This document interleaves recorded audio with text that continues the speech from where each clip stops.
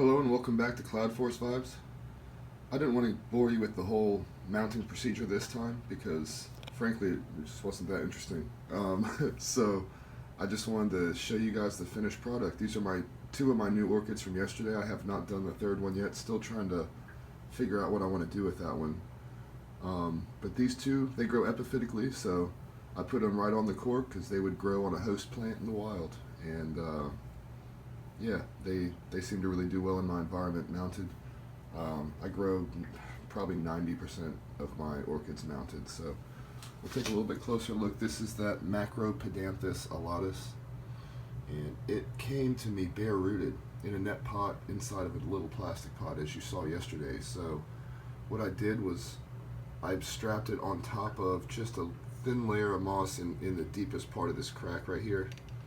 And I mean, there's still room between the roots and the moss, but I want to just keep an eye on it, so I don't think you can cover these roots. I can't find a whole lot of information on this plant yet, so once I know a little bit more, I will definitely share.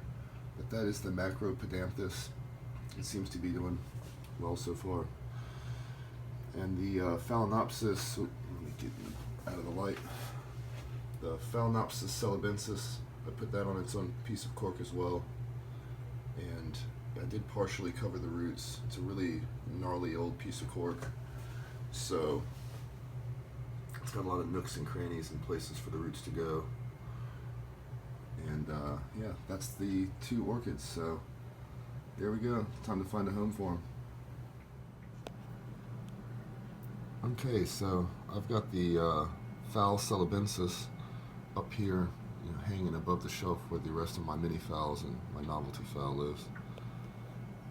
And then I put the other guy down here at the very bottom in the shade, with some of the shade-loving bulbos. And I've got my phal species here, Parishii, and I think a mini phal here that's mounted. So they all do well down here in the deep shade. And that's where they're gonna live. So I've got check this out. Freshly popped pitcher.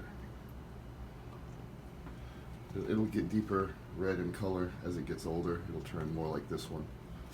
But right when they open up, they are just really cool looking.